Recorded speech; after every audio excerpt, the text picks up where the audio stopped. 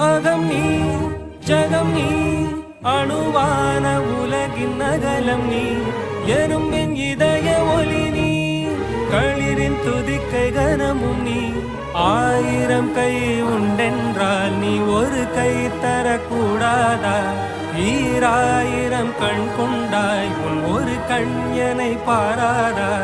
உன்னில் சரணடைந்தே